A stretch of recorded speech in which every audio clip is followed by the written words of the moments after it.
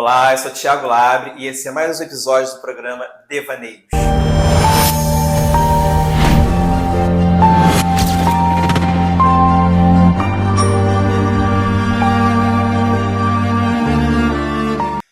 Por que algumas pessoas insistem em ficar?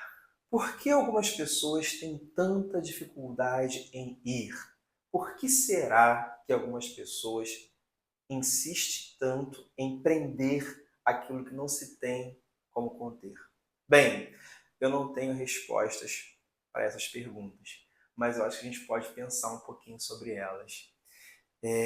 Virgínia, desde que me falou que estava envolvida por uma pessoa, né, por um cara que tinha impactado muito ela já dava sinais na fala para mim de que aquilo ali não ia acabar bem. Mas uma mulher madura, inteligente, que já vinha de alguns relacionamentos fracassados, e assim, parece que a gente meio que se acostuma, né? Com medíocre, com pouco, com barato, quando a gente não consegue vivenciar plenamente uma história bonita, uma história bacana. E quando eu falo plenamente, eu não quero dizer que é perfeito, não. O pleno, o momento pleno, né? E Virgínia é essa pessoa, é essa mulher, muito marcada, sabe, por desilusões. Então, quando ela se vê naquela história, que ela vê a possibilidade, é só a possibilidade de ter algo saciado, ainda que a questão fosse meramente sexual, ela já nutre todas as expectativas. Pois bem, os anos foram passando, a escalada de desrespeito, de violência, tanto física quanto verbal, ela foi, né, cada vez sendo maior, ela vai, né, progredindo, até que chega uma hora que Virgínia estava longe dos pais, porque foi morar numa cidade distante, longe dos melhores amigos, e essa uma característica de todo abusador. O abusador, para ele, quanto mais longe a presa tiver do seu campo afetivo, melhor vai ser para ele. E aí chega uma hora que fica insustentável, né? Virgínia, triste, né, isso, porque eu sei que é a realidade de muitas mulheres, né? Ela apanha na rua, né, publicamente, né? E não deu mais para segurar, explode o coração, né? Ali a história acabou. Acabou a história e o que mais me chama atenção nesse fato é que muitas coisas nela ali também morreram a partir desse encontro, que ela não conseguia ter forças para poder prosseguir. Falo dessa história de Virgínia, que é real, mas com nome fictício, só para exemplificar o quanto muitas vezes a gente perde a mão em situações que não cabem mais a gente. A premissa lá de Bauman, dizendo que os tempos são líquidos, né, que o mundo pós-moderno é um mundo de tempo líquido, nunca foi tão importante, tão atual, tão verdadeira. O líquido é aquilo que a gente vai tentando conter ao máximo, né? Vamos imaginar aqui a gente tentando pegar uma água de uma cachoeira, a gente vai conseguir ter um tempo aquilo ali, vai chegar uma hora que a coisa vai esvair. E a tecnologia, ela vai impactar isso também nas nossas relações. Longe de mim achar que a tecnologia é algo que depõe contra o ser humano. Acho que a tecnologia, ela na verdade vem para poder fazer a gente evoluir, né? Até enquanto espécie, ela vem para poder diminuir a força de trabalho, inclusive. No entanto, as redes sociais, de modo exagerado, e os aplicativos de relacionamentos, eles vão colocando o ser humano em prateleira. E parece que quando você tem qualquer tipo de encontro, qualquer coisa que te faça sentir um pouco humano, alguma troca de calor humano, muitas pessoas acham que ali ela deve ficar. E aí vem a grande dificuldade em ir e a grande dificuldade também de deixar ir. Isso não acontece só na vida afetiva, isso acontece naquele trabalho tóxico também. Valesca todos os dias reclama porque tem que acordar no dia seguinte para ir para o mesmo lugar. E reclama que o salário não é bom, Valesca reclama que não é bem tratada, Valesca reclama que já não consegue ser a profissional que ela sempre, mas Valesca continua indo para o meio de trabalho. Ela não consegue, de jeito algum, vislumbrar outras possibilidades. Ela vislumbra outras possibilidades, mas não vai atrás. E não adianta, não tem jeito. O corpo parado fica no mesmo lugar. A mudança só vem quando a gente se permite a ela. E todas as vezes que ela desabafa sobre isso comigo, eu fico pensando, meu Deus, uma pessoa tão capaz, tão potente, por que não arrisca, não vai lá, não faz um movimento aí brusco e sai daquele lugar? Mas não, insiste em ficar. Aí é o que acontece com muita gente, né? Quando adoece, aí entende que ele, mas tem os boletos. Eu entendo tudo isso. Claro que a gente sabe que algumas coisas, algumas decisões a gente não pode tomar só pautada no bem-estar, porque a gente tem outros compromissos. Mas eu fico pensando, é, até que ponto vale a pena a gente permanecer num lugar que, tudo bem, vai pagar os meus boletos, mas vai pagar também, né? O antidepressivo, o remédio para dormir, muitas vezes, né, um plano de saúde caro, porque precisa de uma internação, enfim. Então a gente também percebe que muitas pessoas não conseguem romper é, com ciclos de trabalho porque ficam ali achando que não vão conseguir arrumar outra coisa, que o poder de reinvenção é pequeno e que não vão dar conta e preferem reclamar, reclamar, reclamar aí.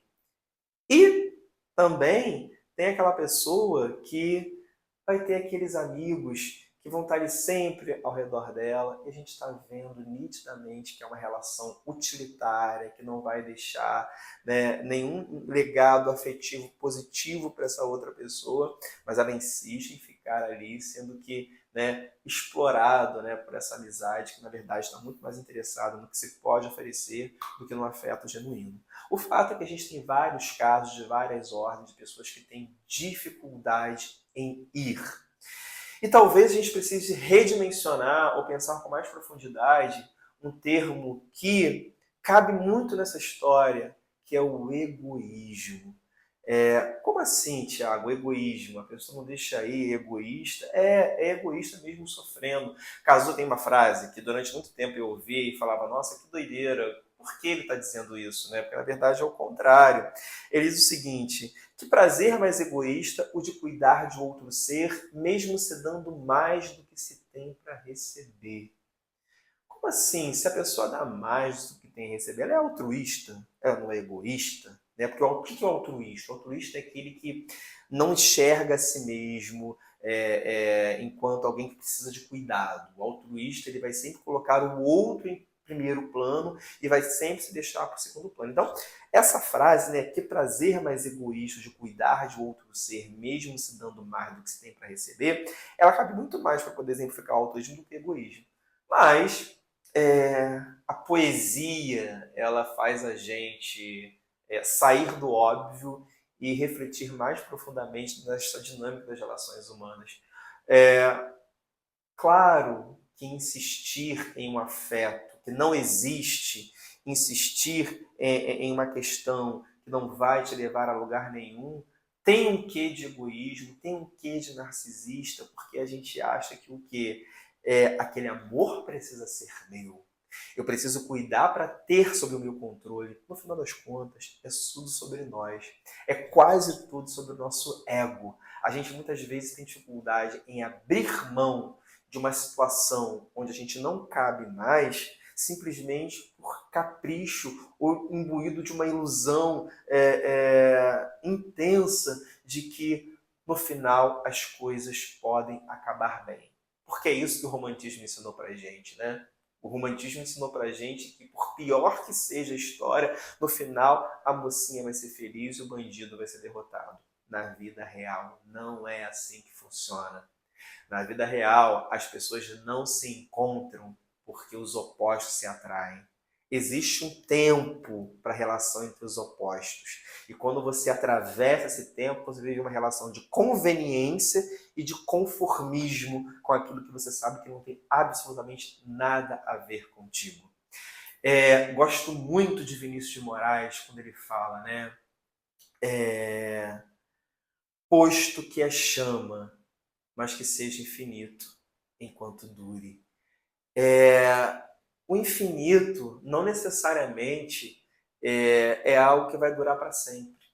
O infinito na poesia não necessariamente é algo que eu vou ter ali o tempo que eu quiser que tenha, até eu morrer. Não.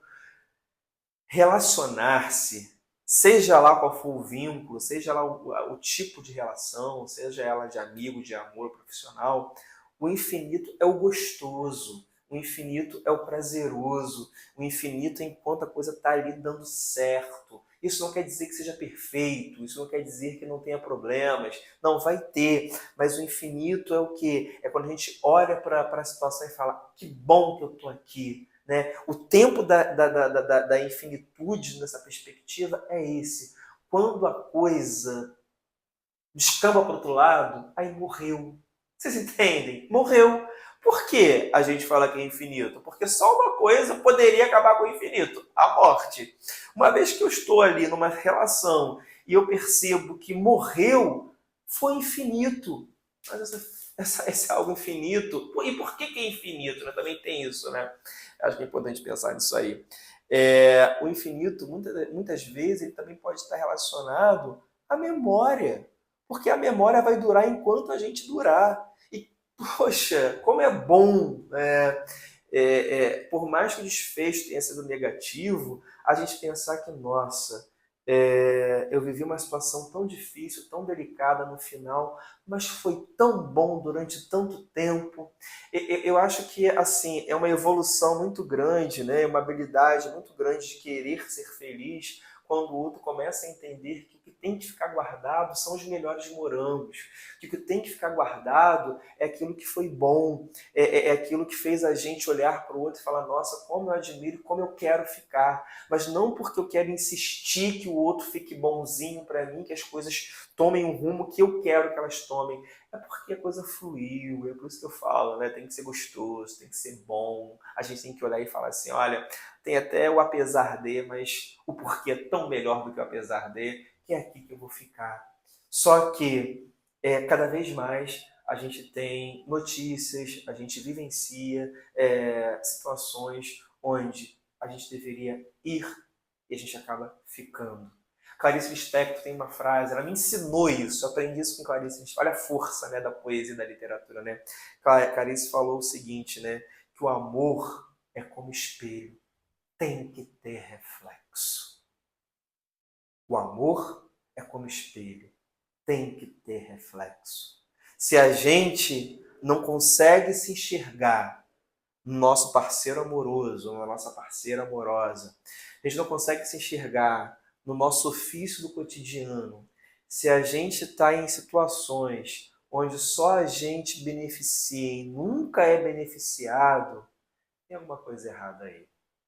Talvez a gente precise aí nessa hora começar a entender que o amor é algo, sempre uma porta que abre para dentro.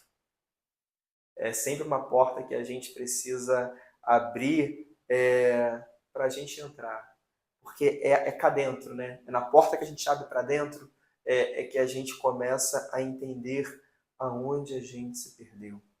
Aonde a gente deixou as situações conduzirem as nossas escolhas, né? Onde a gente permitiu que o circunstancial ele fosse muito maior do que algo real, do que algo consciente, do que algo racional, que vai colocar a gente em harmonia, vamos dizer assim, né? Com o que se pode entender como caminho, como felicidade, e muitas vezes felicidade é ficar, mas deixar ir. É isso.